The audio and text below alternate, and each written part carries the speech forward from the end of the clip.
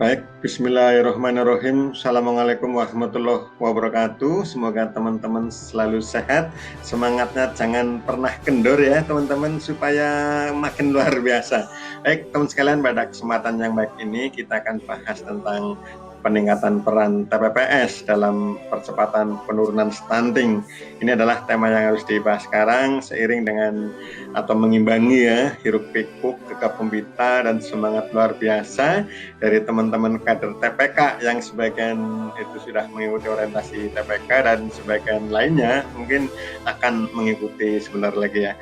Teman sekalian, tapi sebelumnya saya ingin sampaikan ucapan selamat datang kepada teman-teman sekalian yang telah hadir singgah di channel Ruang Bambang WI, ruang belajar kita semua ini, dan terima kasih kepada teman-teman yang subscribe channel ini. Dengan subscribe dari teman-teman memungkinkan kita untuk lebih sering ketemu guna membahas hal-hal keren lainnya. Baik, teman sekalian ya, saya awali sesi ini dari publikasi yang dilakukan oleh Kemenkes ya, tentang hasil survei status gizi Indonesia tahun 2022 yang dipublikasikan Desember kemarin. Yang menarik dari publikasi itu, teman sekalian, bahwa angka stunting turun ya dari 24,4% di tahun 2021 dan jadi 21,6. Artinya ada penurunan kurang lebih 3%, atau tepatnya adalah 2,8%. Sedangkan underweight ini ada masih 17, tetap ya 17%, naik sedikit.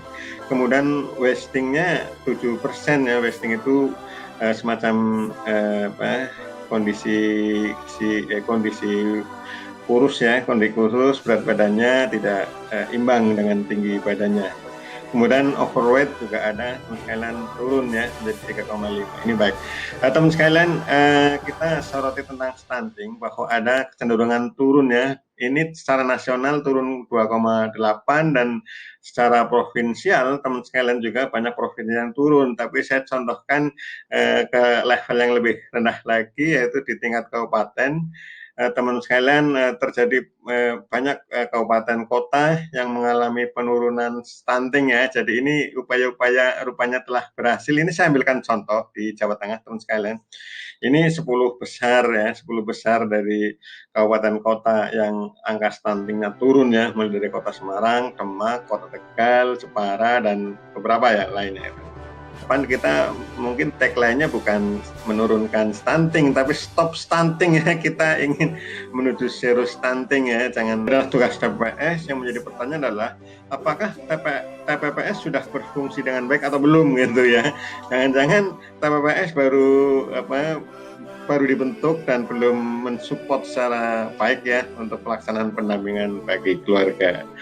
Terus sekalian, ini adalah struktur TPPS di tingkat kabupaten kota. Kalau kita lihat ada 4 bidang di sana, teman sekalian. Yang bidang pelayanan intervensi sensitif dan spesifik dikoordinasi oleh OPD kesehatan atau dinas kesehatan. Kemudian bidang perubahan perilaku itu dipandegani oleh OPD KB ya, OPD KB yang ada di kabupaten kota. Kemudian bidang koordinasi penyelenggaraan dan perencanaan, konvergensi ya, dan perencanaan di kabupaten kota ini dipimpin oleh Bapeda. Sedangkan untuk bidang data, monef, analysis, dan berbagai kajian itu dilakukan oleh perguruan tinggi, teman sekalian ya. Jadi sudah banyak peran di sana. Ini adalah TPPS di tingkat kabupaten kota yang tentu keberadaannya akan sangat penting untuk mendorong, memfasilitasi, menaungi upaya-upaya yang dilakukan oleh tim pendamping keluarga dalam rangka penurunan stunting. Nah, sedangkan di kecamatan ini bidangnya lebih sedikit lagi, 3 bidang, yaitu penggerakan lapangan, intervensi, dan bidang koordinasi bidang data ya. Ini kecamatan, dan ini adalah di tingkat desa, teman sekalian. Ini tingkat desa. Ini struktur TPPS-nya ada 2 bidang di sana, yaitu bidang lapangan dan bidang pengolahan data. Jadi TPPS di desa ini langsung menaungi, menjadi induk ya, menjadi pengayom dari teman-teman tim pendamping keluarga. Oke, teman sekalian ya, kita akan lihat apakah TPPS sudah berfungsi dengan baik atau belum, dan kita ingin ya TPPS tetap solid seperti sekarang ini, maka sebuah tim TPPS harus terhindar dari hal-hal yang tidak baik seperti ini, seperti anggota TPPS tidak memahami tujuan dan misi ya. Ini untuk semua tingkatan anggota TPPS harus memahami tujuan dan misi percepatan penurunan stunting ya. Kemudian anggota TPPS juga harus memahami peran dan tanggung jawab yang dipikulnya, yang sudah menjadi tugas dan tanggung jawabnya. Pernah diupayakan anggota TPPS memahami bagaimana mengerjakan tugas ya. Jadi kalau misalnya sudah ada tugas yang menjadi bagiannya, kemudian bagaimana melaksanakan tugas itu, bagaimana melakukan pendampingan, bagaimana mengintervensi hal-hal yang spesifik dan mengintervensi sensitif, itu gimana caranya, itu harus sudah diketahui. Dan jangan sampai pula ini yang keempat yang menyebabkan TPPS bisa tidak berhasil adalah apabila ada anggota TPPS menolak perannya, sudah ditunjuk di sana, sudah didudukan pada posisi yang sesuai, ternyata menolak peran dan tanggung jawab. Ini akan menyebabkan TPPS akan tidak berhasil ya. Akhirnya upaya penurunan stunting bisa bubar, tidak berhasil juga.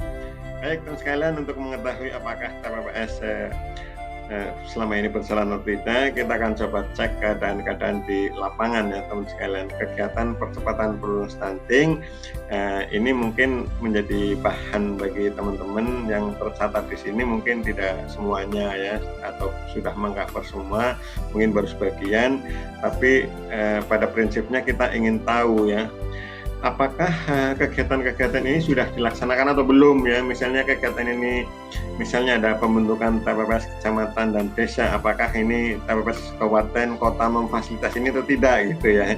Kemudian pembentukan babak asuh anak stunting, apakah sudah dilakukan oleh TPPS atau belum ya. Kemudian verifikasi data risiko stunting, orientasi pelatihan TPPS, ini pernahkah TPPS itu mendapat orientasi khususnya TPPS tingkat kecamatan dan desa gitu ya. Jadi kalau TPPS belum, perannya mungkin belum meningkat, maka perlu dilakukan orientasi atau pelatihan. Kemudian masih kegiatan penurunan stunting dapat berupa orientasi TPK ya. Kalau orientasi TPK berjalan baik, berarti TPPS sudah mengkondisikan. Kemudian ada pendampingan catin, pemeriksaan kesehatan catin ya, yang dilakukan oleh fasilitas kesehatan. Ini yang kedua, teman-teman, kegiatan percepatan penurunan stunting seperti ya penyuluhan catin berisiko, pembinaan PUS dan peserta KB ya, walaupun tidak hamil tapi misalnya memang belum ingin hamil, maka harus difasilitasi, dibantu tentang keputusan penggunaan kontrasepsi. Kemudian pemeriksaan ibu hamil, apakah dilakukan sudah sesuai dengan ketentuan atau tidak, pendampingan bumil berisiko dan sebagainya. Jadi teman sekalian, ini adalah seperti ya pembentukan dahsyat terus bunda asuh anak stunting ya. Jadi teman sekalian, kegiatan-kegiatan ini bisa menjadi checklist ya, atau bisa menjadi daftar untuk mengecek apakah TPPS itu sudah melaksanakan kegiatan atau belum, atau lebih mudahnya dari kegiatan-kegiatan ini mana yang sudah dilakukan dan mana yang belum gitu. Kalau misalnya belum dilakukan, maka TPPS harus lebih mendorong lagi, memfasilitasi supaya kegiatan ini ya, percepatan penurunan stunting ini bisa lebih baik lagi. Yang kelima misalnya apakah rujukan pelayanan kontrasepsi, monitoring dan sebagainya. Itu teman sekalian untuk mengetahui apakah TPPS perlu ya, atau hal mana yang untuk meningkatkan peran TPPS, maka kita harus mengecek kegiatan-kegiatan ini. Apakah kegiatan ini sudah dilaksanakan atau belum? Ada hambatan atau tidak? Kalau ada hambatan bisa teratasi atau tidak? Oke ya teman sekalian ya, jadi ini daftar ini adalah daftar kegiatan yang bisa menjadi acuan atau pedoman kita untuk mengetahui kira-kira di kegiatan mana yang perlu ditingkatkan ya. Selama ini ada hambatan, misalnya perlu diatasi hambatannya, atau kalau sudah berhasil bagaimana meningkatkan ini. Jangan sampai kegiatan-kegiatan yang harus dilakukan untuk penurunan stunting tidak dilakukan di daerah atau di wilayah tertentu, itu berarti TPPS-nya kurang bisa berperan dengan baik. Nah, mungkin rekomendasi dari sesi ini teman sekalian perlu untuk teman-teman dari TPPS perlu difasilitasi, dikondisikan dalam sebuah orientasi TPPS ya, supaya hal-hal terkait dengan faktor penyebab kegagalan tidak terjadi. Jadi teman sekalian, orientasi yang dilakukan mungkin akan meningkatkan pemahaman ya, setiap anggota TPPS akan mengetahui tujuannya dan misinya. Kemudian dengan orientasi TPPS yang diselenggarakan mungkin bisa bekerja sama dengan UPT Pelidiklat KKP Banyumas ya, boleh teman sekalian ya, supaya anggota nanti lebih memahami peran tanggung jawabnya, atau mungkin anggota akan lebih tahu bagaimana mengerjakan tugas. Kita bisa belajar bersama, berdiskusi bersama, mungkin kalau perlu orientasi langsung ya dengan teman-teman di unit pendidikan pelatihan di BKKBN. Baik teman sekalian, saya kira itu ya yang bisa saya sampaikan terkait dengan bagaimana meningkatkan peran TPPS. Ini ada beberapa kegiatan teman sekalian, ini adalah hanya sebagai checklist saja, daftar cek ya, apakah kegiatan-kegiatan mana yang perlu ditingkatkan oleh TPPS itu, kegiatan-kegiatan mana yang belum diketahui oleh TPPS juga, atau kegiatan-kegiatan mana yang belum difasilitasi oleh TPPS itu. Berarti kalau TPPS akan lebih berperan lagi, mungkin kegiatan ini akan menjadi lebih berhasil ya, lebih tepat sasaran, lebih memenuhi kebutuhan ya, sesuai dengan kebutuhan, dan akan lebih sukses dalam menurunkan stunting. Saya kira itu teman sekalian ya yang bisa saya sampaikan kaitannya. Terima kasih teman sekalian. Saya akhiri, wabillahi taufiq walhidayah. Assalamualaikum warahmatullahi wabarakatuh.